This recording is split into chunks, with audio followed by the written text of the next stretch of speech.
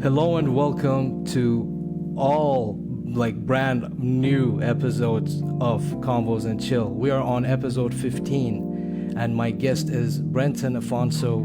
He's a good friend of mine. I know him since 2008 or 7, God knows when. We've been chilling a lot of times and we've been talking about a lot of music.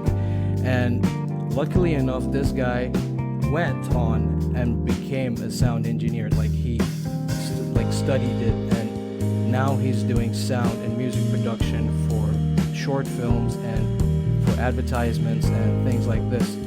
So I just want to take a bit of a time to introduce him before letting him join to the show. So I want to welcome whoever is watching. Thank you very much for waiting, and please let us know your feedback in the comment section about the show, if we need to change something or if the sound is good or the music sound which I forgot to reduce, which I'm reducing now.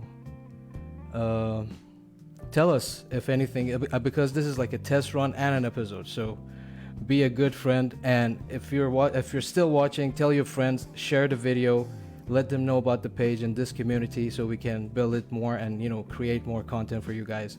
So without any further ado, I'm gonna be inviting my good friend on board, and this is my good friend Brent Afonso. Brent, how you doing, man? How's everything?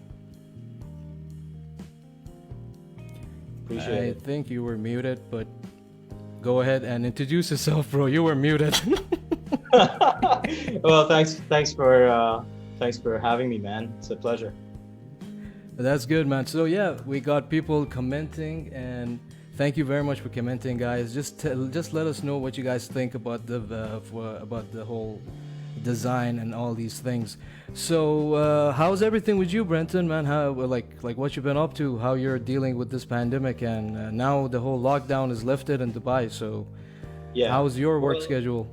So that's the thing. Again, because I'm technically part of the media industry, we were considered to be essential services. So more often than not, we would get. So I work in a studio, an audio studio. We do post production. We do music for video and things like that. So we were able to take equipment from there and work from home. But for example, whenever people would need to come and do voiceovers or things like that, we would have to go into the studio and get it done.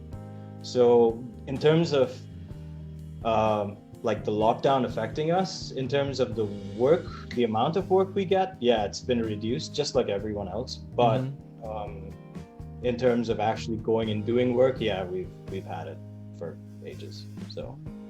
So that's good. I mean, at least you kept busy, but I know other people, they were a bit up and down about this whole thing. They were staying at home and they had to do their job through the whole webcam and the whole webinars and things like this. So yeah, I mean, don't get me wrong. I mean, because we were also working from home most of the time, we would do a lot of Zoom calls and stuff like that. So remote recordings and stuff, and we'd help voiceovers set up small studio situations at home just so that they could get work as well. So yeah, that was an interesting thing. But yeah, I mean, we've been doing the same thing just like everyone else, man. Yeah. So that's good. I mean, at least you've been keeping busy. I there was few friends of mine that were really upset about this whole situation. I mean, it kind of took a toll on everyone. Yeah.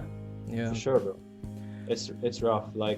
I know of a few other audio houses and all that aren't doing as well, just because there's no work coming around and stuff. So it is really tough, even in my field as well. So we've just been a bit lucky. Our network is pretty good, and yeah, that's all it is really. So before kicking into the main topic of the show, that's sound and music production that you do, I just want to ask the guys who are still watching the stream. Wow, sorry for the stutter. For whoever is watching the stream, please do me a favor and share this video with your friends and let them know about the page. And you guys, if you guys have any questions for Brent, please note it down in the comment section. I know this guy, by the way, let's make him comfortable because he's a bit tied up. So By the way, Yeah, I'm not good with social situations. That's always been the case. It is what it is. Like It's all I good. like I want to share one thing with you guys. Like I actually like gambled with asking Brenton for a session, and I was so shocked that he said yes. I'm like, wait, what happened? What the fuck Yeah. just happened? How the fuck you said yes to this? I'm like, okay, that's great. Now I have enough things to talk to. So I'm very happy to have you on board, Brenton. Thank you very much for joining on this show. And Having me. like, okay, so let's kick it into the main topic. Tell us how you got into the whole. I mean, what was the how to say it? What was the force behind that made you choose to go for sound engineering and taking this route? So, well, again, for me, growing up, I was always interested in music. I'd been doing it, random things. I'd be doing like shitty compositions at home just for fun, just because that was something I enjoyed doing. And I was just like, oh, it'd be cool to somehow take music into a more professional route. So I think when I was about 10 or so, me and my brother and a couple of his friends, we'd started sort of school band and stuff, and we would perform quite regularly. I can't remember where though at this point in time. And we always wondered like if there was any scope outside of just like just the cover band kind of music thing. And I was like, oh, I wonder if Dubai has any kind of original music, or just if there's some way to make money besides just doing performance. Anyway, so by the time I was, I want to say 18 or 17 or 18, I was speaking to a friend of mine who I used to play with at one point. His name is Kiran Taro. He was a drummer. I think he's in Point of View and stuff. I don't know if he even remembers this, but Are you talking about that big guy, the Indian dude? yeah, he was the Yeah, drummer yeah, of Point yeah, of View for a while. I don't know if he still is, but anyway, he was telling me that he was significantly older to me. He was my brother's age, and he told me, oh, like he went to India and he was studying sound engineering. And I was like, sound engineering, what's that? And he's like, oh, like those mixers we use when we go and play live? I was like, yeah, okay, cool. He's like, yeah, you kind of learn how to do that, produce music and stuff. And I was like, this is a thing? Really? That's so cool. And in the span of the same week, I remember watching CNN of all things, and they were That's doing. weird. Why CNN? Yeah, I'll get to it. So I was watching CNN, and they had this like artist spotlight thing, and Pharrell was big at the time. And then they showed, it was like sort of like an MTV Cribs type situation where they go into his house and you see his studio and stuff. And I was like, holy shit, that looks really fucking cool, right? Like, okay, do that. So at the time, this was, I want to say, it took about a year for me to, after I finished school, again, just getting my parents on board with the idea of doing something like this was just like, no, whatever. Because at the time, there was no such thing like SAE over here. So I would have had to go outside and study or whatever. And my folks were, again, at the time, I was kind of not the most studious person in the world. I would spend all my time playing basketball and other. You were into basketball? I never knew that. Oh, heavily into basketball. And what is your favorite team, man? Miami Heat. Yep. I mean, I was much more for Lakers, dude. Of course you were. Everyone was. Hey, don't Anyway. do that. Okay, back to your point. Okay, so you were playing a lot of basketball. Yeah, so my folks were just like, I don't know about this, right? And at the time, I had applied to Berkeley for performance. So musically speaking, I play a bunch of instruments, right? My main thing that I started with was actually keyboards. So I sent like a packet and everything for Berkeley for, I think it was either keyboard or vocal performance. I can't remember which it was. But anyway, Okay. I got feedback and it was like, oh, cool. They were, interested or whatever to, take it on and so on and so forth. And that was something good to show my folks and be like, hey, look, this is something I got and, there's potential, et cetera, et cetera. they were still kind of on the fence about it. And while all this was happening, I can't remember who it was, but I met a friend of mine and he told me that SAE was opening in Dubai, like the same thing that my friend Kiran had gone to, right? And I was like, oh shit, cool. Okay, let me check this out and see what it's all about and so on and so forth. So I went. At the time, I was studying in ACD, and yeah, so I was there for about a year or so, just doing, I don't really know, fuck all really. I was just I was just playing basketball and not much else. I was in the college band or whatever. This must have been about 2005 or so. And then me and my dad, we went to to Knowledge Village. It was still relatively new at the time. And we go to the Middlesex building, building 16, second floor. Yeah, SA was there. Yeah, exactly. And we go into SAE, and at the time there was I don't know, there were maybe like 5 or 6 people that I saw in the entire campus at the time. Anyway, so my dad and we met John, who ended up being our audio lecturer. And he was just explaining how things work and stuff. My dad was still like unconvinced and shit, right? Like he was just like, yeah, okay, whatever. Let's just see what this is all about, etc. And we were going through the different rooms, and we went into one of the rooms where the consoles were. And yeah, man, as soon as I saw it, and you see the lights and the way that the faders move and everything, you're just like, shit, this is what I want to do. And then he just gave us like a basic demo of how a very, very basic idea of how the whole thing works. And I was just like, oh man, this is kind of technical, but it's so interesting because it's What was that? What was it, like the first day at SAE, or no, this wasn't even the first day, dude. This was just like just a tour. Yeah, just the tour. And I was just like, all right, this is the thing. This is what I'm gonna do, right? So I started getting into sound engineering. I convinced my folks. I was like, yep, this is the thing. This is the way. I'm gonna go 100% for this. And they were just like, all right, fine, whatever. Don't mess this up, right? Like everything else. I'm like, okay, fine, cool.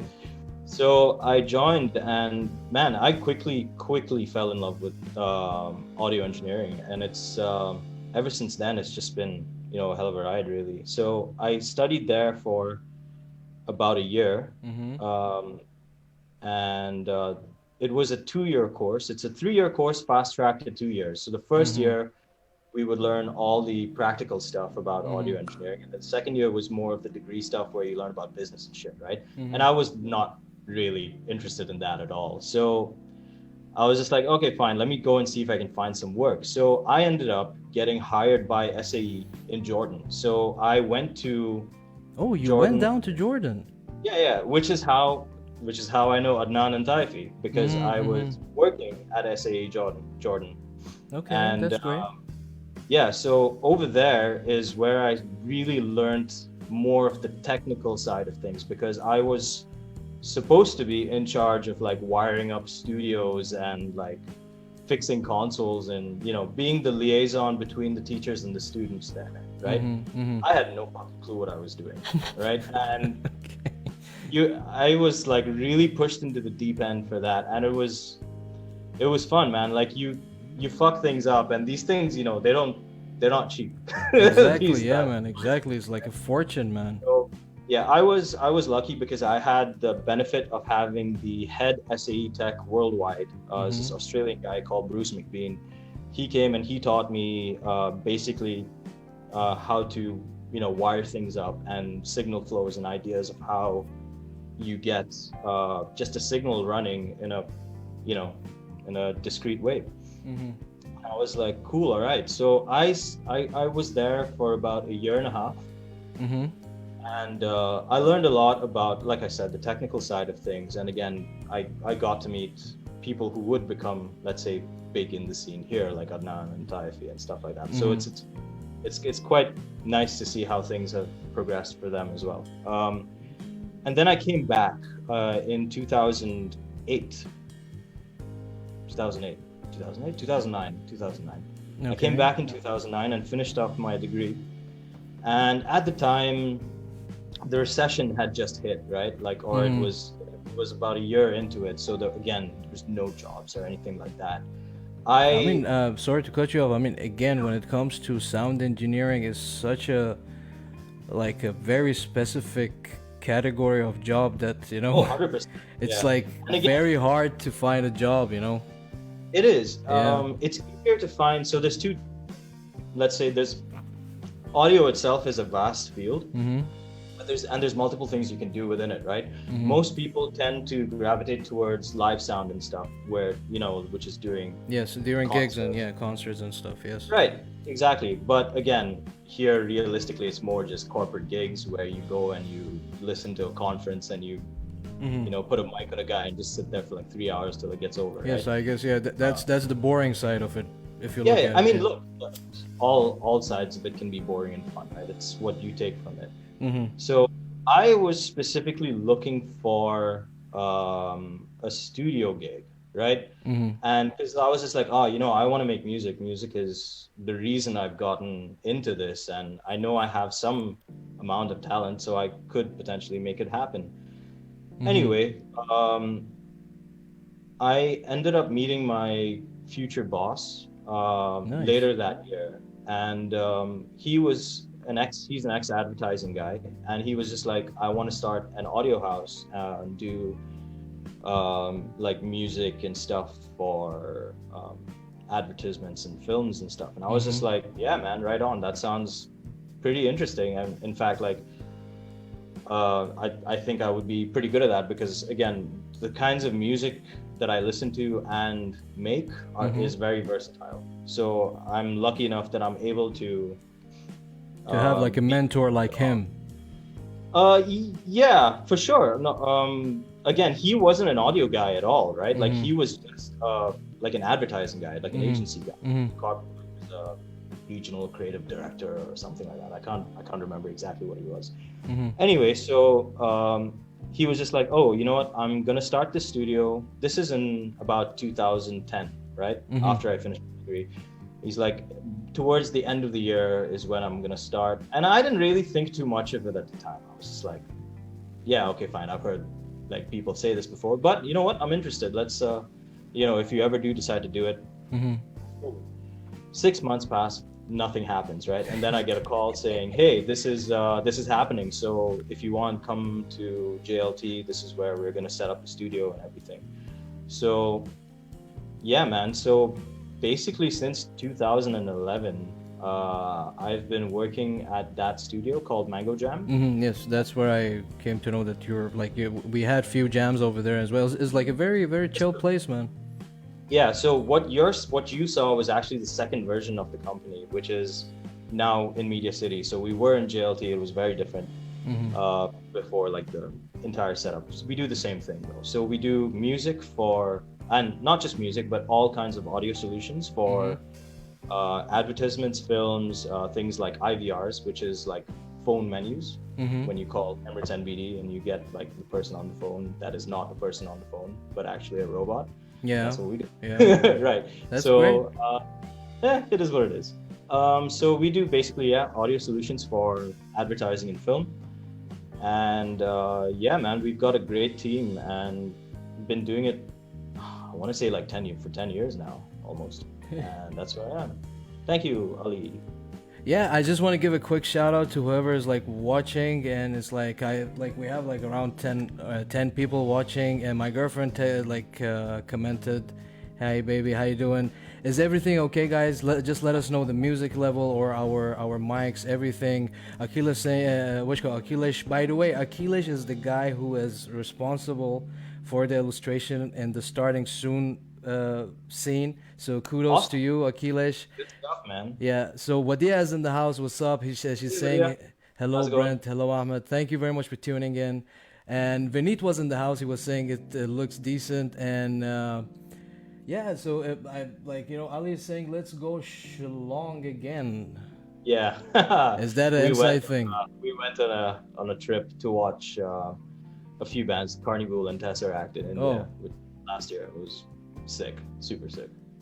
Yeah. So that's good. That's good. So just one thing. Let's talk about like, okay, you said that you work in the studio most of the time right now because that was the route that you wanted to go for. Yeah. Okay. Now it's not exactly what I wanted to do. Obviously, like I just wanted to do music for music's sake, right? Like be a producer, work with bands, and so on and so forth. But then over time, I mean, I still do that stuff on the side, but like not nearly as much because I get very like burned out from work because you know, I get it, man. I get it. you have like really, really tight deadlines to create music, and it's rough, man. It's rough, but it's man, fun, dude. Yeah, everything is rough. I mean, but if it's something that you do and you like it, I mean, that would kind of like, you know, brings down the burden, as in like, oh my god, I need to do this. But it's fun thing that you enjoy to do. You understand what I'm saying? Yeah, for sure, man. It's totally fun. So that's a good segue to the thing that I was thinking about asking you. Is that, you know, how fun is it working in a studio comparing if you were doing sound in a gig or a concert? It's a lot more controlled. You require controlled in the studio, I mean, as in the like studio. okay, Yeah, yes. Like there's in a live sound, you kind of need different skill sets, similar but different skill sets to work in either thing. So, for example, with the studio thing, everything is static. Like all your gear remains in the same place at all times, and you know where everything is, and you're not in a crazy rush to like set up, tear down, or anything like that. But at the same time management is really important for both because you have deadlines, right, in both things. With the studio stuff, things like getting the small details across is really important, right? Because that's why people would come to a studio for high fidelity sound, right? Exactly. And Yes. I'm not saying that that's not possible to do in a live sound setting, but it's unrealistic given the time frames that people have to set up and tear down, right? Like exactly, yes, because it's much more delicate and you need to work, as you said, with a deadline, and this is all the 100%, requirements. yeah. And over here, I mean, I've noticed most, let's say, gigs. I'm just going to talk about the local music scene, right? For example, not necessarily the corporate things or like famous events or anything like that. But like with local gigs here, you'll just have usually one or two companies who provide gear for everyone and stuff like that. And they have their own techs who come in, or you have the sound engineer from the venue who will do that. But in what sorry, I know this is a bit of a segue, but I'm going a bit Go of a for tangent. it, bro. Dude, we're gonna talk. So. Oh yeah, 100%. So go for it, man. There is nothing. Like a lot of bands here don't have dedicated sound engineers. Exactly. Yes. And I understand that's like, you know, that's like basically having another mouth to feed almost, right? And having someone who is willing to commit 24/7 to your band or whatever it is. Anyway, so that would be sort of like the difference between live and studio, is that you have one dedicated person to start and finish your project with you, right?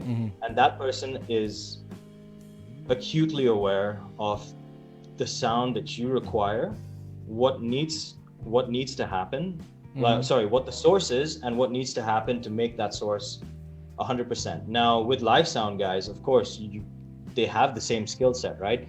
But they may not be so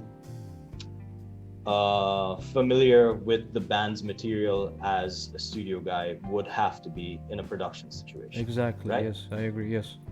So those are the kinds of differences. Again, like I was saying before, everything is more controlled. You have things that are just, you know, pre-set up and everything. So pre-production comes into a lot of is really important in those kinds of scenarios as well in studio. What else is different? Like for you, it's much more fun to be on the studio side, as in like taking care of, like to be by yourself. It's not, yeah, exactly. With again, another thing with a live situation is that you have to kind of have two things: balls of steel and experience, right? Yes, I agree. Yes. So to be able to accurately understand exactly what the band's going to do Mm-hmm. in a span of like 10 minutes to 30 minutes, right, for a sound check, depending on how long it's going to take. Um, like you really have to either be really experienced to be able to get from point A to Z really quickly, Mm-hmm. Exactly. or just like be really confident in your own ability. And most of the time, those two things are married to each other. So with studio work, it's a lot. There are still deadlines and stuff, but it's not a one and done situation. You can keep going back and doing retakes and stuff like that, depending on budget and, let's say, how much time the band is paid. Exactly. Yeah. And it's much more quiet, right? Let's say. Like And you it's, have the time to like take a break and you know what, talk to the guy, you know what, try this. Maybe you're comfortable Yeah, with exactly. this setup. There's a lot of room. Yeah. There's a lot of room for error and mistakes, which a lot of the time, in my experience, brings out some really cool shit sometimes, right? But you can't have a do-over of a solo on Exactly. a live sound situation, right? It's never gonna happen, right? I prefer being in a situation where I'm able to just like pinpoint and sit with, let's say, for example, since we're talking about solos, like a guitarist, and be like, all right, play that again, or do this over that XYZ, like production stuff, right? I just feel like my skill set is much more attuned to that than it was to live sound, even though I do enjoy live sound for sure. So I mean, the thing is like, okay, imagine yourself, okay, yourself as a musician that goes into a studio, pays for whatever, let's say for a week of recording. Right. Would you have that state of mind that you keep the sound guy or whoever is recording, the guy who is in charge of the whole process, comfortable, or being a dick about like wanting this and wanting that? You get where I'm going with this? Like imagine you're that imagine yourself being that dick guy, okay? So you're the dick guy right now, but you're the dick guy. You're the dick guy, okay? But I want you to give the answer of you right now in charge of that, to take care of that dick guy. How would you react to that dick guy? Imagine, sorry. You know what? Keep this in bracket. The guy comes in and he wants you to make him sound like Metallica. Well, first, okay, there's so many variables for that, right? One, does his music sound like Metallica's music? Two, regardless, he's a dick. The dick is there, bro. He's a dick. Wait, are we getting flagged about saying dick or not? I mean, maybe you should stop saying. Oh, okay. Anyway, guys in the comment section, please help me out. It's my first time. Adnan, you're there. Please help out, bro. Tell me the fucking words to not say on live streams. Anyway, so I think it's really important to manage expectations. I think that is possibly the most important skill to have when dealing with artists and musicians, is, again, being able to give them, or again, meet their expectations within reason. So what that means is, like, let's take your example of dick guy coming in, right? Okay. And yeah, so we need to stop using that word. Okay. Sure. Okay. So he comes in, he's like, oh, I have this song and I wanted to sound like Metallica. Cool. What does your song sound like? Does it sound anything like what Metallica does? Okay. Check one. How's the performance of that? And how are you as a performer in terms of your skill set and your technique, right? Can you do rhythms like James Hetfield? James Hetfield is a grade rhythm musician, right? Like it's rare. It's super rare to find people like him.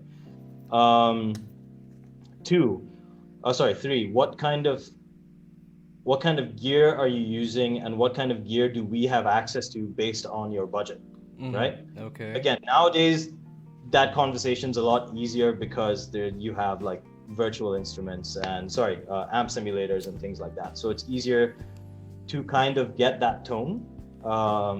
Whereas before you would have to rent out a lot of gear to come to the same point. Exactly.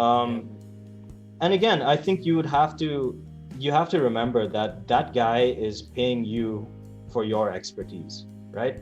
So you have to give your honest opinion as well without being extremely negative about it. I think that's the hardest thing, is understanding and having tact to be able to get your message across without being negative, or finding an alternative solution to get the sound, or get a sound that suits the music of that guy better than a sound like Metallica would, because maybe Metallica's sound just doesn't work for his thing. You never know.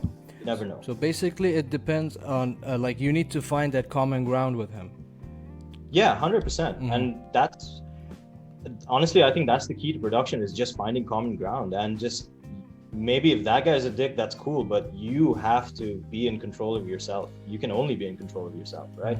Exactly. So maybe that guy's a dick, you don't have to necessarily be a dick back. You can just be like, but don't be a pushover at the same time, right? Well, like, the thing is, sorry to cut you off, because whenever I try to, like, when I go to the studio, I always try to, go, first of all, as you said, go in ready with whatever I want to do, so I don't like waste time. And second thing, I always try to build that communication and that trust with the guy who's in charge, because let's say maybe I would need, like, maybe I become that dick guy and I'll be like, can you do this, can you do that, and maybe I'll do it for like 3 times, and then it was like, man, what the fuck, it's gonna get pushed. But if you build up the trust and that communication with the guy in charge, I think that smooths up the whole thing. I mean, why I'm saying this, in case if anyone wants to go in and they are that D guy, so just don't have this fucking manner in you. I mean, this behavior, because the sound guy who is in charge, he's your best friend. He can make it or break it.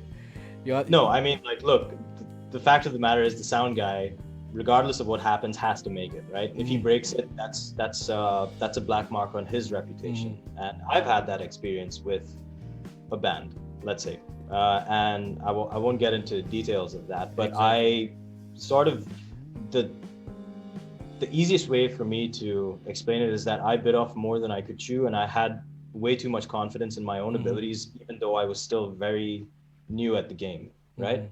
So things didn't work out as expected. I've since spoken to the guys from the band and we've patched things up, but it was a bit sour for a long time. And which is why I also didn't take on a lot of production stuff after that, because I was just like, man, okay, that's rough. Anyway, you want to jump to the comment section? The guys like, okay, thank you very much, whoever is like still watching. Hey, dudes.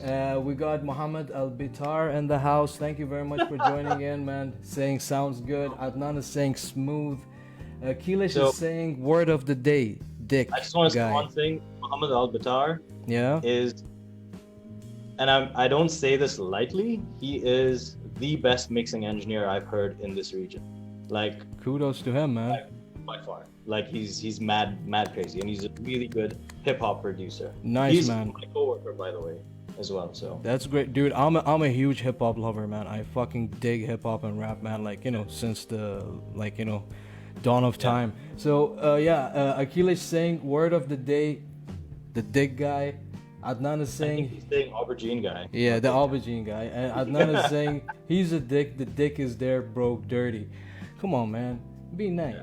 And then Vinita's like, just came back to this and the conversation has changed drastically. Dick guy. You are a dick guy, dirty. Wow. Okay. Well, that's so welcome weird. Back. I'm not getting the updates. Yeah. Did you just say upgate? I did say upgate. You are an upgate, That's where we're gonna deviate. Anyway. So what were we talking about? We were talking about as you said that whole like okay, you know what, can you give us like okay, you told us that you do like sound and like music production for videos and stuff like this. What was like the most recent thing you did that it was published? That was published? Oh man, something for Porsche. It was Nice. Yeah. What a Porsche guy. what it is. I can't. I don't actually remember what the thing is, but it was a. Was it dub or something? Sorry. Was it like a dub session or something? No. It was a music composition. Oh, So, okay. very like an orchestral thing. A lot of swells and things like that. Mm-hmm. Currently working on some Etisalat ads. Nice. Also orchestral. Really challenging one. But great, man. It's fun stuff. Why are you saying Okay. challenging? As in, like, there were some demands that they wanted, and or Okay, like so a deadline wise, you mean? all of that, all of that rolled into one. Again, I can't really get into too many details because. No worries. Just give us like the highlights. So, okay, so what they want is,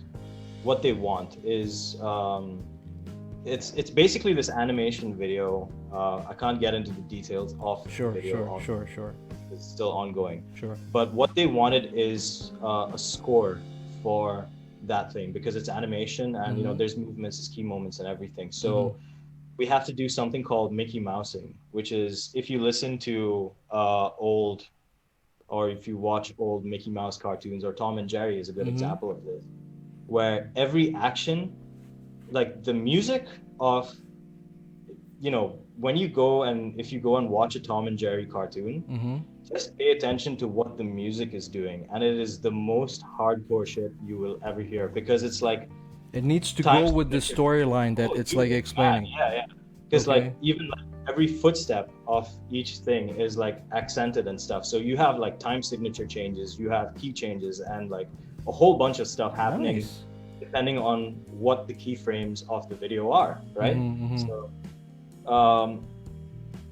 it's really like that is easily one of the most challenging kinds of let's say or formats of music composition that we do is being able to sync up all the music layers and music elements with everything that's happening on the video, like movement, like frame for frames, shot for shot or whatever.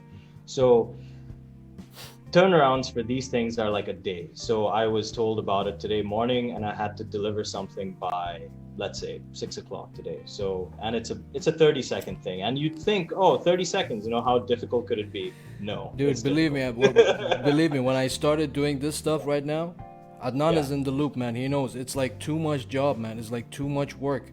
Like you really need to, like, dude, I'm not like comparing this to your thingy, but believe me, I understand how hard is this shit.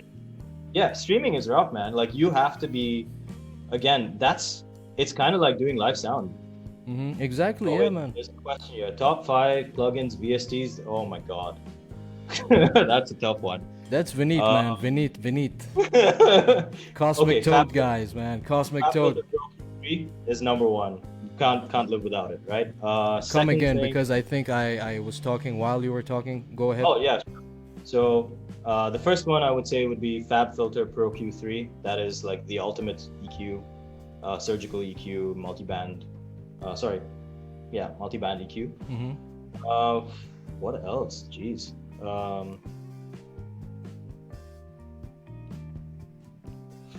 Stuff. In terms of like guitar sims and things like that. Well, let's talk Vineet. Vineet is guitar, and let's put it on guitar. Honestly, anything from Neural DSP is fine by me. I'll live with it. Let's see what else in terms of VSTs. If I'm doing orchestral stuff, it would definitely be the Spitfire suites. So strings, brass, woodwinds, stuff like that. What else? Compressor. My favorite compressor is the DBX 160A. Again, it's made tons of all the major companies have made versions of it. So that's 3 so far, I guess. Man, this is like I was not prepared for that kind of a question, but okay. One eternity later. Honestly, anything from the FabFilter line is great. Like even L2 as a limiter, top notch. The contact stuff is great too. So many things, man. Honestly, like You know what? Let's do it this way, Vineet. You tell us what is your top five, then we can have a talk with it. Maybe you guys can like Oh, dude. They actually replied. Yeah, Neural DSP is just, man, they're on a whole other level. I've not, like, for the past 5 years, there was that, okay, let's backtrack a little bit. Let's say 10 years ago, right? There was this whole conversation about analog versus digital and how analog is the way and stuff like that. That's Yes, cool. yeah, I know Come that. on. And 10 years ago, 100% that was very accurate, especially when it came to things like guitar simulations and amp sims and stuff. And I've got like fucking all of them, right? I've tried every one of them, almost every one of them out, right? I'm not a guitarist, Okay. like a But professional. I mean, because of your job, Yeah. you need to know Because it. of work, I have Yeah. to know the basics and I have to understand. And if I find something that's too complicated, I'll just ask one of the other guys in the studio. So, for example, Jay Wood is one of the guys that works with us. So Shout out to Jay Wood, man. if I have a complicated guitar part or something, I'll just be like, "Hey, dude, just do this for me," and it's cool. And I yeah, do stuff for him. because he's the like a guitar dude because he really sits down with his fucking shit. Oh, 100%. Yeah. Yeah. Anyway, so going back to it, like in terms of guitar sims, in the past 5 years, because of machine learning and things like that have happened within the tech field in general, man, guitar amp simulations and emulations have just skyrocketed to the point where it's so difficult to tell whether something's analog or digital. And this goes across the board, right? Not just for guitar sims, just plugins and VSTs and things like that in general. There will always be some benefits to having an analog system, but honestly, you can make fucking killer sounding music with just plugins nowadays, which is amazing. I work completely in the box as well, so yeah. So this is a good segue. I'm sure you're not familiar with the whole game section of this show. By the way, guys, whoever is still watching, please do me a favor. I want to name this game section. So give me your options. Like, just tell me what you think I need to name it. So back to you, Brenton. The thing is, like, okay, I'm gonna be providing you with two answers. Okay, so and you choose whichever you like, and if you wanted to explain why you chose that specific answer, it's all up to you. All the camera angles is yours. Okay. Cool. Yeah. So okay, so you ready? No. But let's do it. By the way, guys, you're gonna see that there is a box, some fun facts about Brent. So it's gonna be fun. Anyway, are you ready to go and hit it? Yeah, let's do it, man. Okay, first one, Tama or Mapex drums? Jesus Christ. Neither, actually. If you're asking Jesus, my man, favorite. why would you do this to me? Why would you do this to me? If I had a choice between Tama and Mapex, I would definitely go Tama. Okay, Yeah. like before moving on, you guys can join in this game as well. Just write down your comment in the comment section and let's have fun together. So you said neither of these. Why? As in, what's the main reason, bro? It's like. No, just because of what I would like if I had an exorbitant amount of cash and stuff. I know what I would go for, and it wouldn't necessarily be a Tama or a Mapex because those are more. Again, it's hard. I mean, drum kits can be used for anything, right? Like you can use it for any genre, but for the kinds of music that I'm more into, I would go with something like a Yamaha. Really, I think that's what I would get. I would go for Yamaha. Before jumping to the second one, Akhilesh saying game section, name it Dirty Talk. Dirty Talk. Not bad. Dirty Talk. Why not? Okay, moving on, man. I think you're gonna give me a hard time about the second one too, but why not, bro? Why not? Ludwig or Pearl? Jeez. Oof. That's hard. Wait, hard because they're good or they're both good. I mean, they're both like they're amazing like brands. better than so Mapex like. I would go. Oh man. Okay, I would go Pearl for the kick and the toms, but I would go Ludwig for the snare, Black Beauty. Okay. Oh no, that's not. Is that a Black Beauty? I don't remember. or the Superphonic even. Great, love it. Okay, moving on. What is it? Snare sound is a pain in the ass, or I know my way around it. Both. Define both, bro. I know my way around the snare sound, and I know how to get a good snare sound for multiple genres. But man, there's so many variables that go into it, like tuning, head choice, depth of the actual thing itself, snare wires, like there's lugs, the amount of lugs, and just like how you mic it up. Fuck, there's like a billion things you have to consider before. I mean, it gets easier the more you do it, obviously, but it's challenging, but fuck, it's fun, man. Super fun. So still you're sticking around with both, yeah. 100%. Okay, light drumsticks or thick? Personally, light. I don't play a lot of heavier music. I just don't enjoy it as much. So I play more, let's say, funk, and I attempt to play jazz fusion. I do not succeed at it, but because of that, I end up using invariably like 7/8, which is almost like the lightest stick you can get, just for better dynamic range. And I mean, I got it. I mean, like how to say it, like later on in the years, I understood like why there's thick and lighter and stuff like this, and like the brush stick and stuff like this. Yeah. But that thing depends on how you hit, or depends on the genre that you play. Yes and no. So it does depend on how you hit and the genre you play. So if you're doing more metal stuff, you would generally use heavier sticks because they give you you have more weight coming down, so that means you have more attack on your thing, but you don't have much. With that, you sacrifice a bit of dynamic range. But that being said, there are jazz guys who use like you have like Buddy Rich, who uses like 5Bs, which are fat, heavy sticks, and he was like one of the greatest of all time. So honestly, it really depends on personal preference, I'd say, more than anything. And I just happen to prefer lighter sticks personally.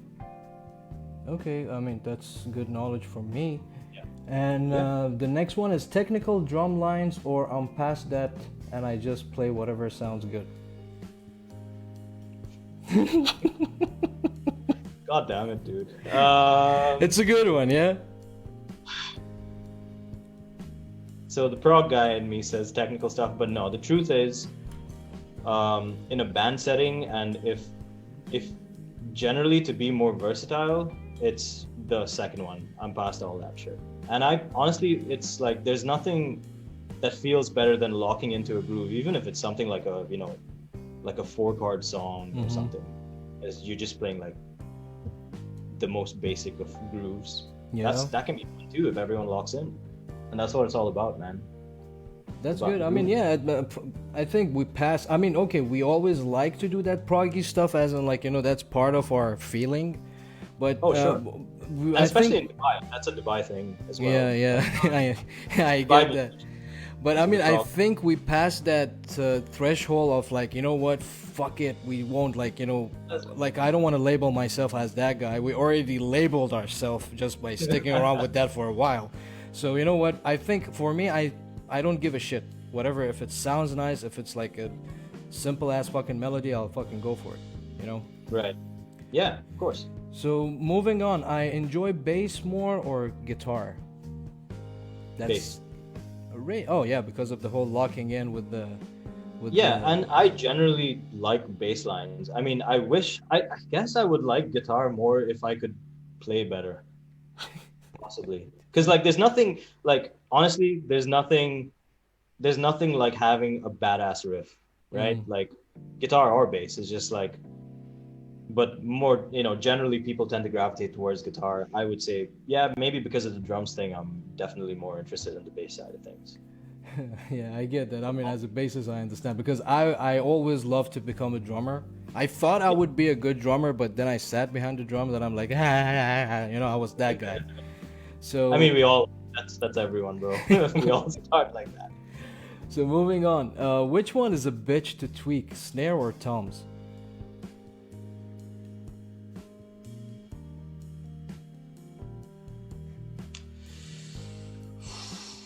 Hard. I don't have an answer for that. it's Okay, again. which one you had the most hard time to tweak? Was it the snare, as in like the common one?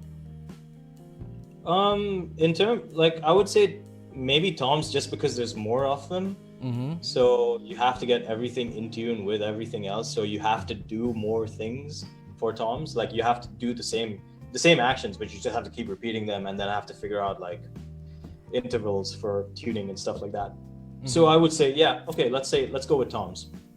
Although I think snare is much more critical because you use that way more in song, unless you're like Danny Carey and you just play toms. Yeah, I mean, in my opinion, exactly like, I mean, toms is quite like, I think they don't look at it that much, but like, I've had my share of experience with Z from my band, and this guy is anal about everything. Like literally, he goes into everything. So yeah, and you know, honestly, I think that's kind of the right way to be, and you have to be like anal about your instrument, and so that you can put up a good performance or anything like that. So yeah. Leslie is in the house and he's saying, nice stream, Leslie. Bro, bedtime. Thank you very much for dropping by, Leslie. Thank you very much. Guys, thank you very much for sticking around. Share the video with your friends and let them know about the page. And so let's kick it back again, man, and let's talk a bit about like, okay, you've been doing some live streams with Babak, yeah? So you were yeah. So can you tell us about the setup, what you guys did for the whole live stream? Like what Right. was... Okay. So yeah, so this was a bit interesting because so I mean, if he was here, he could tell you himself, but I guess it's just me. So someone tag him in the comment section so I can join. Sorry? Someone tag him in the comment section if you can, like tag him or something so he can join the topic, you know? Yeah. Anyway, so he wanted to do a thing where it was like he wanted to be able to record everything at home and post on YouTube and stuff. And then I was speaking to him about like potentially streaming it, and we were just like, man, how the hell would we do that? Because, you know, there's going to be so much noise pollution, especially if you're, you know, staying in an apartment situation, which he's not staying in a villa. So we were just like, okay, how do we get the best kind of quality without having, hey, Babak's here. Oh. So yeah, Babak. so how do we get, like, what are the compromises we need to make to get the best kind of quality without like screwing over the sound or whatever, right? So we decided to, he decided, I just consulted, to go completely digital. So in his house, he has an Apollo Orion interface, which is an 8-in interface. And we we're just like, all right, fine. How can we utilize this to our maximum benefit? So he bought an ATV kit, which is an electronic drum kit made by the guys who used to be in Roland, and now they've made their own company called ATV. So that was drum sort out. So we patched that via MIDI to Superior Drummer 3. So that's what the sound is coming from Superior Drummer, but the performances and everything are coming from the drum kit, obviously, right? And then for guitars, he bought a Kemper. So we're going in direct out from the Kemper into the Antelope interface. For bass, I have a bass head that has a DI out, so we're using that. Again, going into the Antelope. And then we have 2 vocal mics set up. So there's one on, from the camera angle, left and right.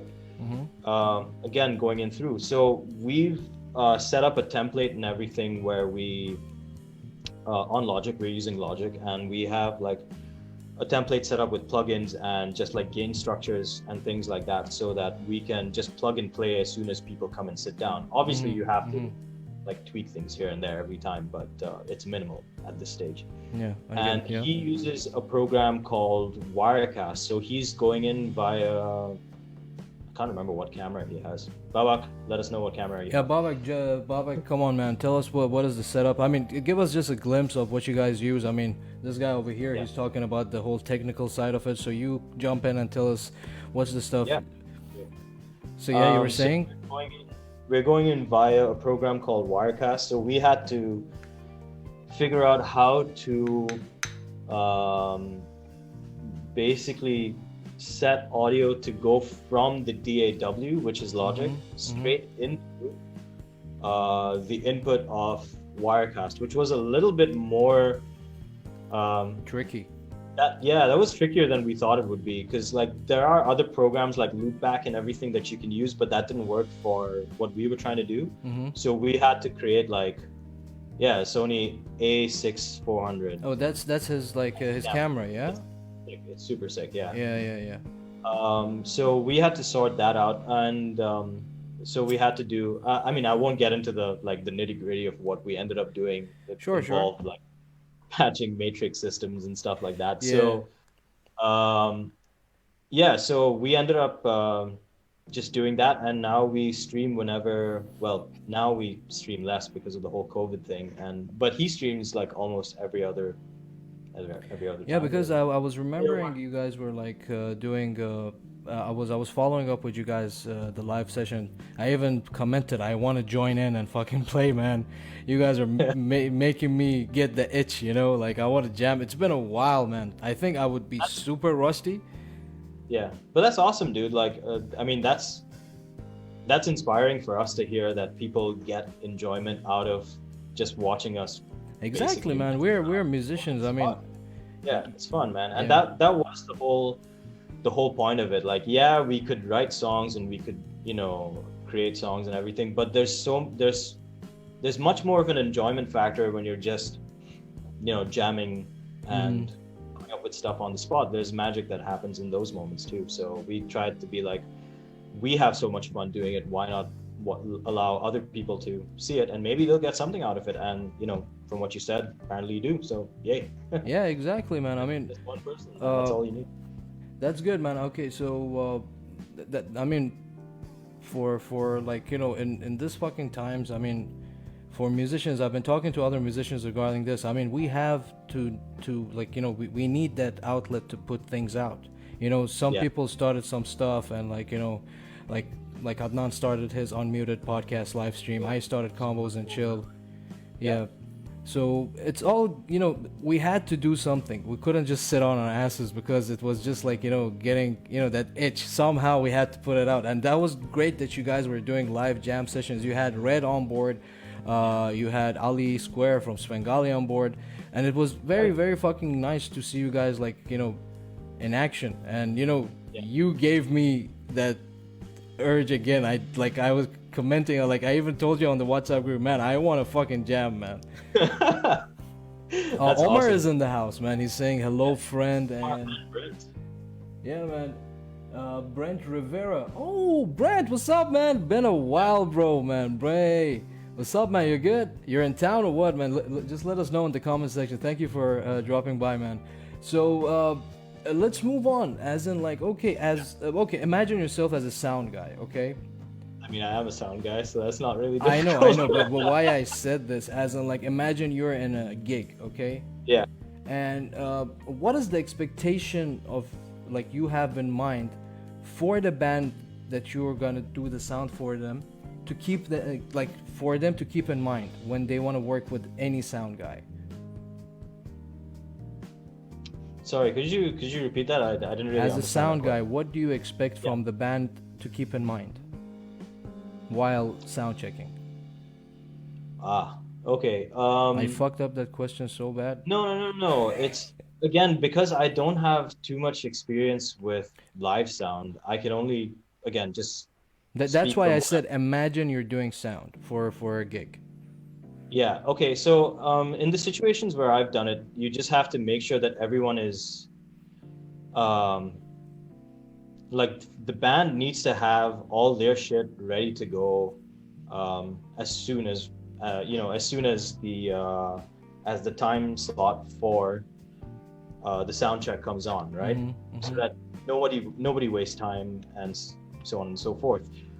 So that would be one of the things I would say is necessary for the band to just have everything ready to go from the moment the sound check happens. Because if they're not, you only have an allotted time, which is like, again, it could be anything from 5 minutes to 30 minutes to an hour, whatever it is, right? But you have a very fixed amount of time, and you have to get everything done before all of that ends. So they just have to be prepared so that it can go smooth, right? Another thing is, I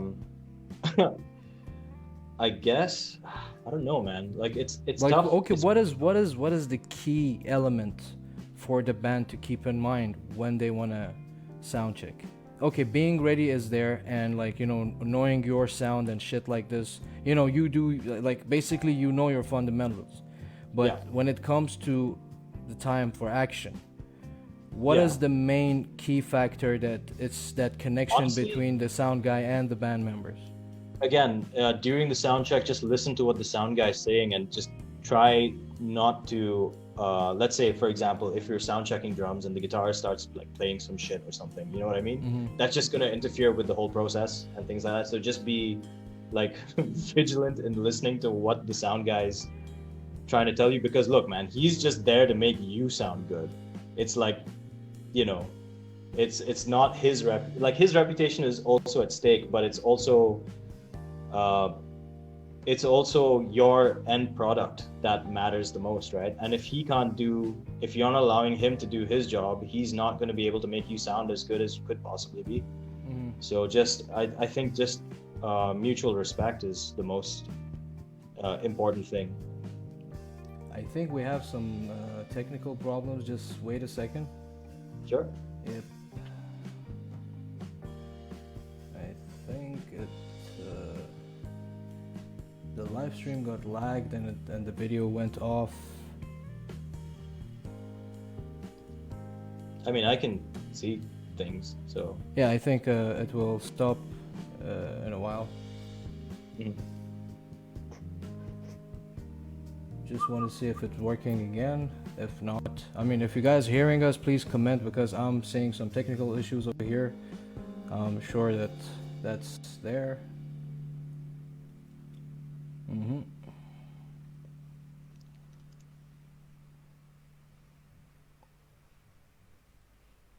Oh, that's the thing.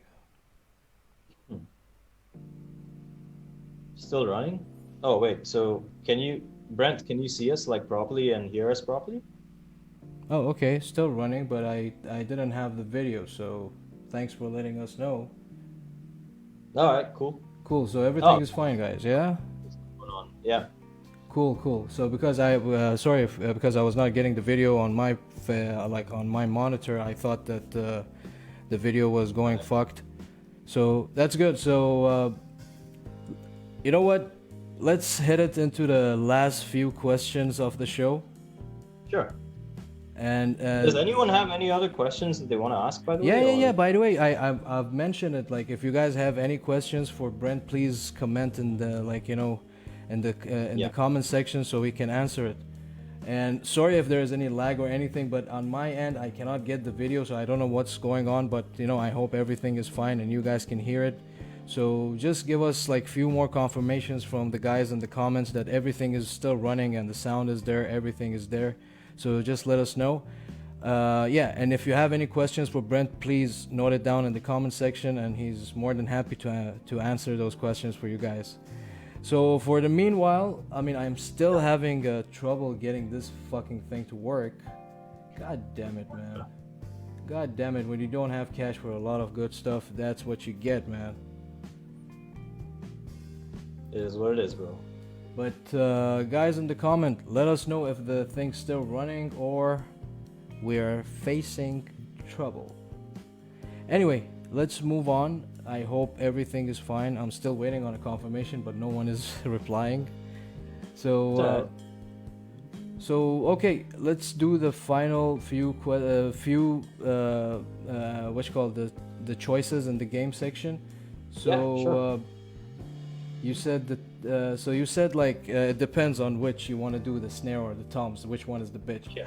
So okay, moving on. Prog bands or any other tech music? I mean, isn't all tech music inherently some form of prog? Well, it depends. When it comes to electronic music, it's kind of different. Yeah, I suppose so. No, I Well, correct me if definitely. I'm wrong. Correct me because Honestly, I don't know enough to give a accurate answer to that. But I would say personally, yeah, definitely prog music. okay. For So like prog bands, like prog, yeah, like okay. yeah. And okay, you prefer to work alone in the studio, or you don't mind people around you?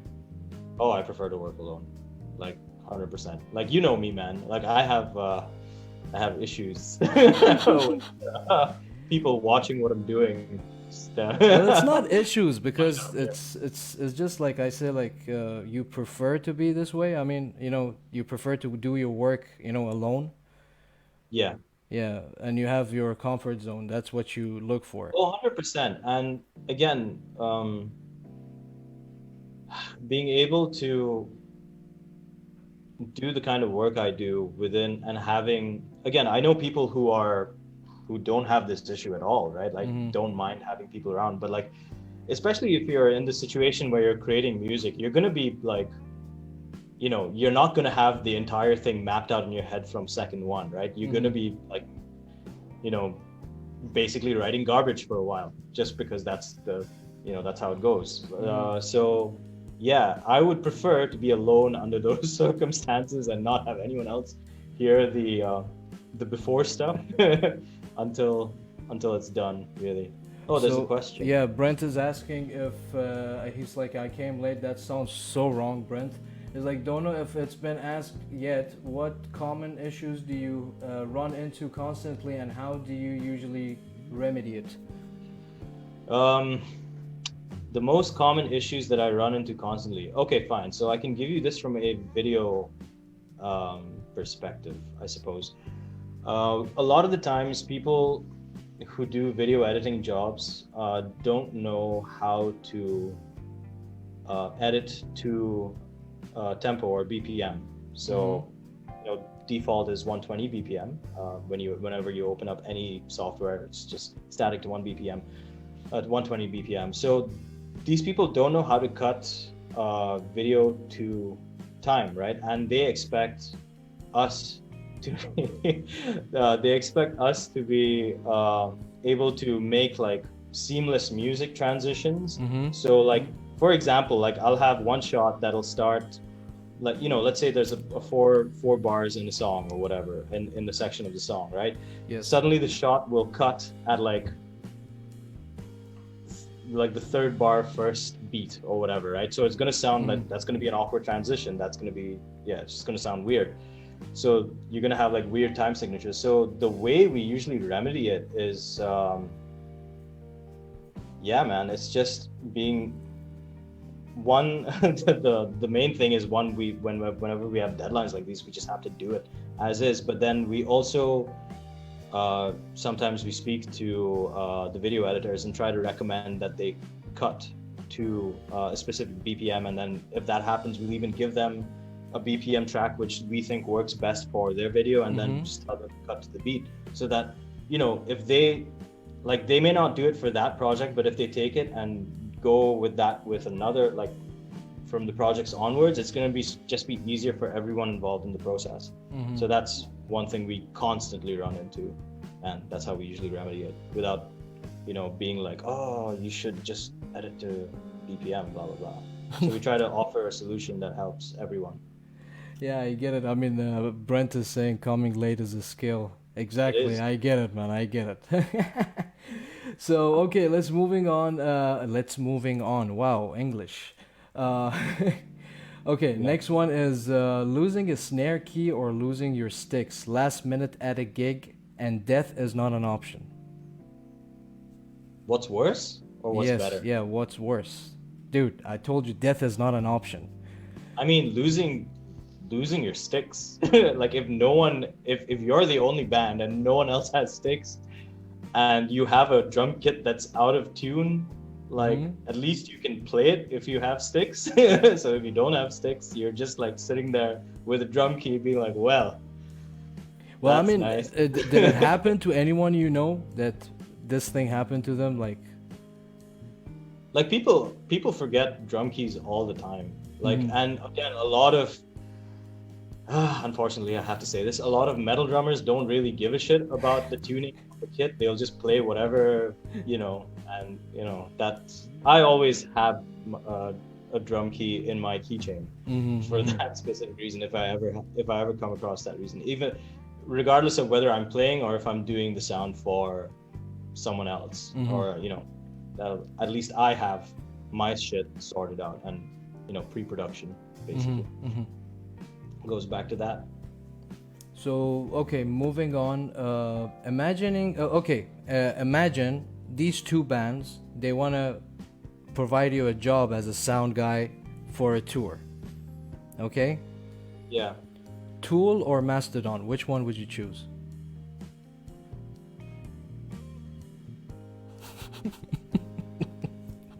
I would probably. For sake of experience, you mean? No. I would probably go with Mastodon because I have a higher chance of fucking it up and it being totally fine than being the sound guy for Tool and fucking up one of their shows, because people and the fan base. I don't even have to tell you. Not me, man. We're into that. I mean, the opportunity I would love to have would be to start with the whole Mastodon. I say start, but to have the Mastodon experience and then go into the Tool thing and just nail it.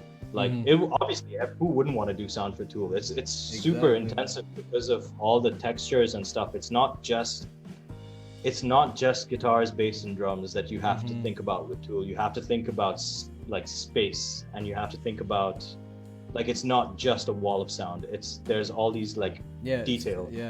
Exactly, man. I mean, I can imagine how hard would it be to Oh, dude, massively. No risk, no reward. That's also true, man. But I know at my skill level that I would not be able to pull off a Tool show convincingly. I probably could. Why you doubt yourself, bro? No. Just because, again, like I was talking about before, the skill sets that you require to do live stuff, you have to be really, really fucking quick with all the gear and stuff like that. And I haven't built up that kind of a skill set because I've never needed to, right? Okay. So, yeah, I would probably if Tool came and asked me to be the assistant engineer or something, fuck yeah, I'd jump on that shit. But main guy, I'd be I think there's better people, man.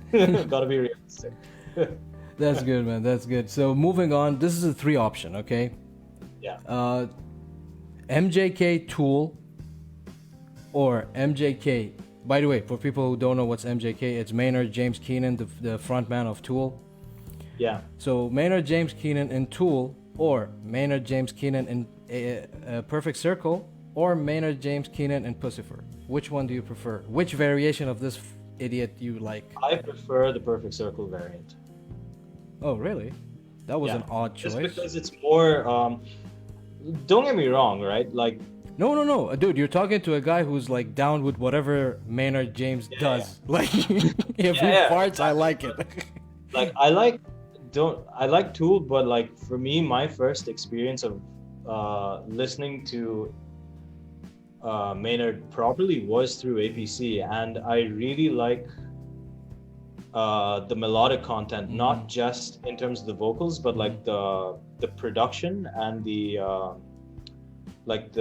music arrangement that allows him to sing in a almost pop rock context, which you don't get with Tool. With Tool, it's a very specific, dark, moody vibe. With Perfect Circle, it's more rock, it's more upbeat, it's more, Pussifer is cool as fuck, man. Pussifer, the initial albums were really cool. I wasn't a fan of the later ones.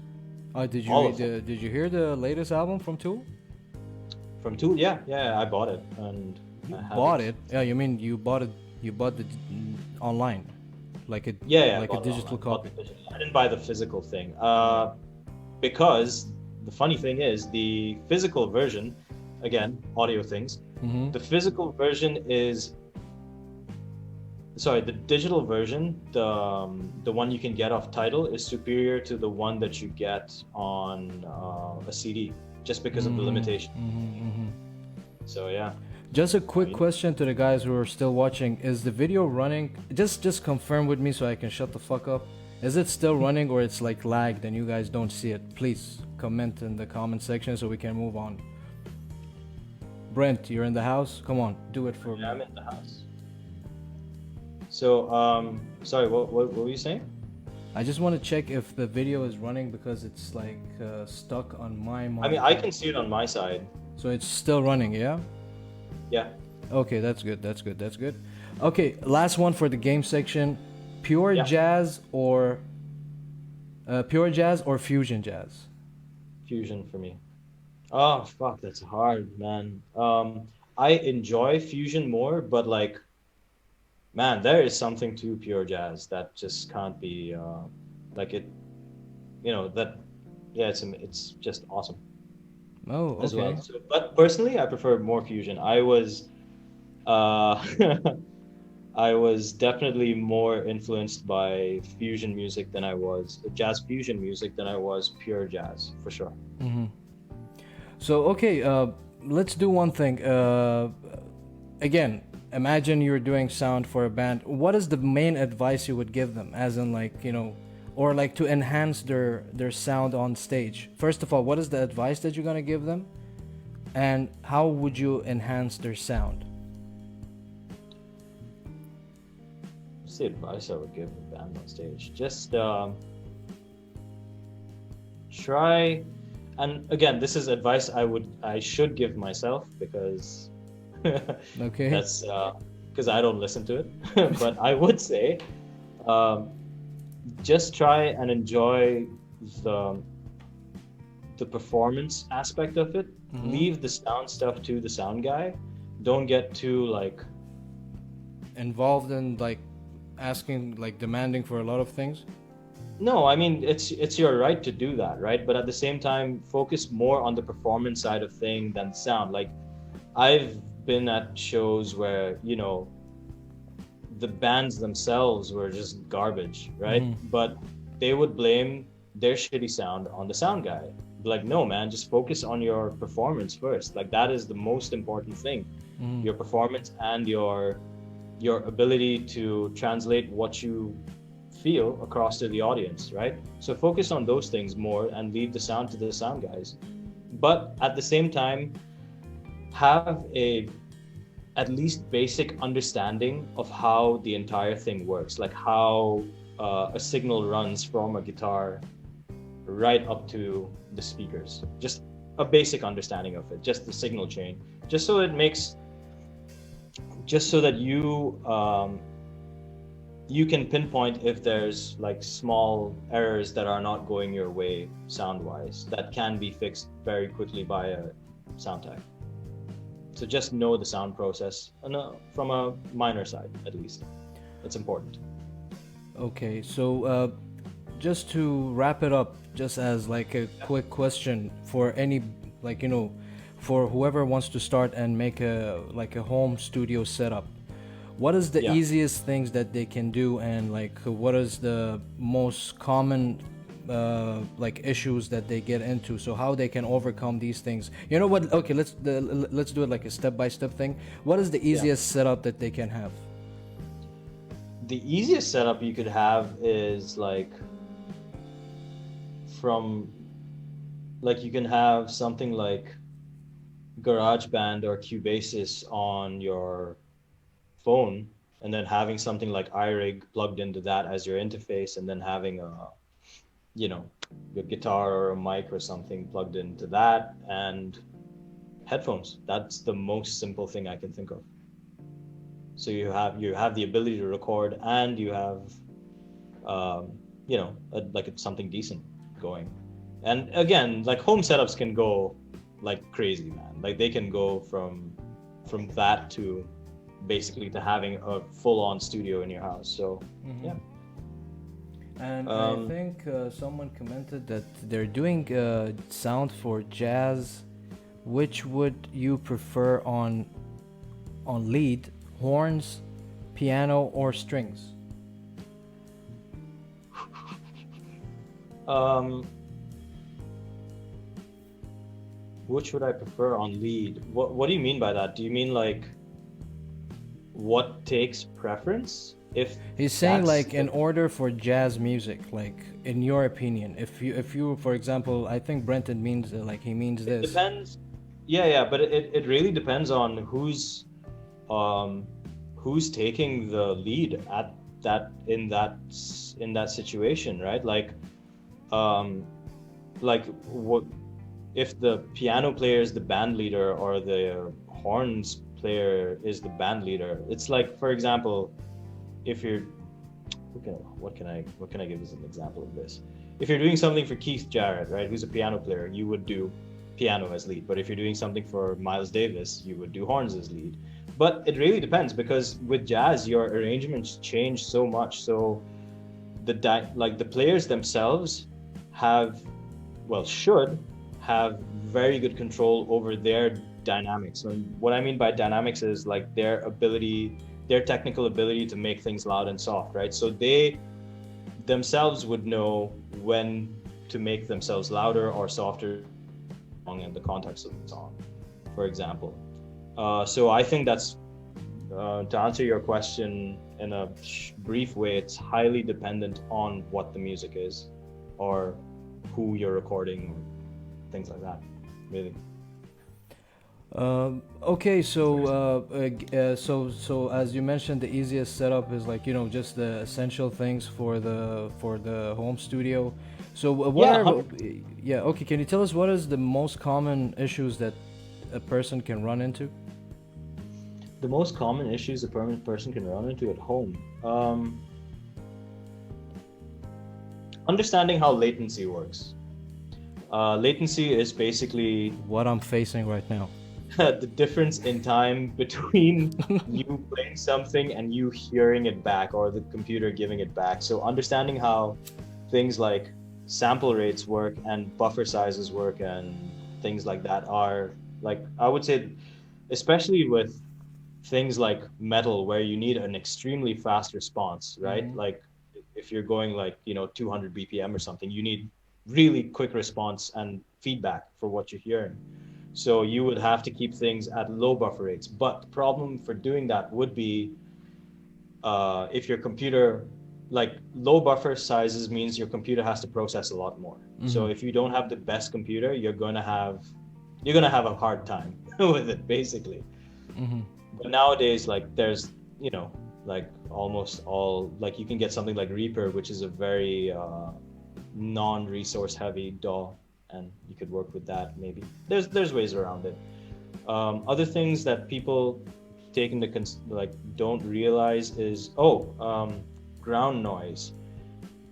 Sometimes when you record music, you'll have just this like weird buzzing, or sometimes you'll even get like radio frequencies, like actual radio station frequencies coming through your cables and shit. So the way to get around that is to have something called, there's two ways to do it. One is to have to make sure all your devices, so be your sound card, which is called an audio interface, like an external audio interface, your speakers, your computer and everything, hooked up to the same power bar. The better version of this is to get something called wow, how am I not remembering what this is called? A power conditioner. So you have the like specific units made by a company called, for an example, that you plug all your devices to, and they make sure that there's noise, noise canceling stuff, and also making sure that your audio cables and video cables are in separate places. So they're running, let's say they're running in parallel to each other, but they're not touching each other. So anything that's electrical and anything that's audio would have to be separated. Hey, Sarim, what's up, man? What else? Other things that problems that people can run into. Speaker placement. If you have speakers, man, like if you're like recording and everything is fine, whatever. If you're recording everything via amp sims or you're doing everything digitally, making sure you're having a good recorded signal in is a little easier than if you were doing analog where you have mics and everything, so you have to really critically pay attention to the sound.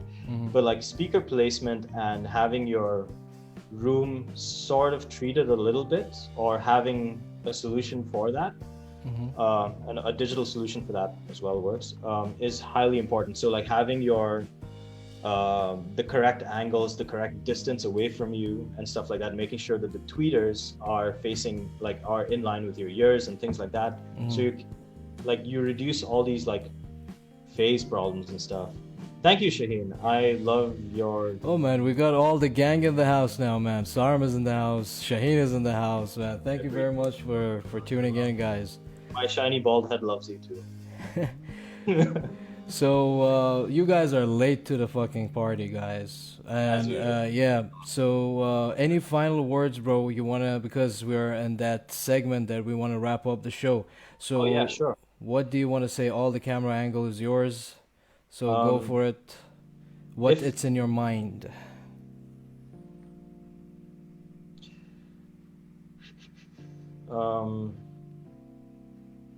For people who are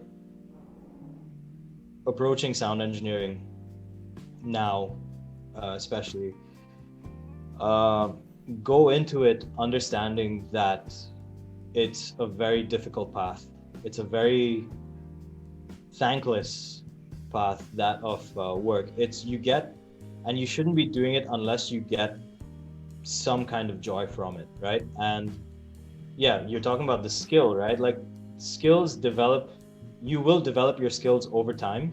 Some people get to it faster, but experience helps in any situation, really. You will get better the more you do it.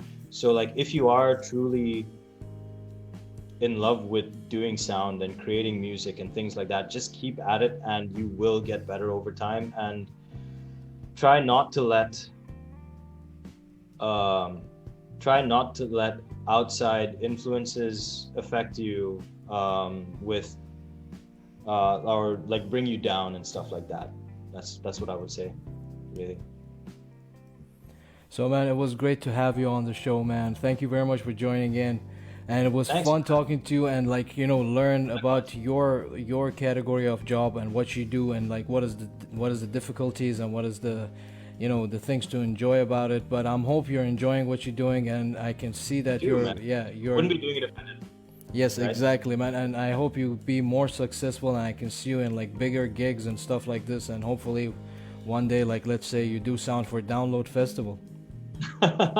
Let's see, bro. Let's see. Yeah, man. Everything gonna come. I could do the sound for like an Oscar-winning something. Here you go, man. That's if that's your passion, go for it, man. And hopefully, and like once you're already on the right path. So just push more and more and more and more, and you will reach to that point. Right. That's exactly what I was saying. It's just like you just have to follow through. Exactly.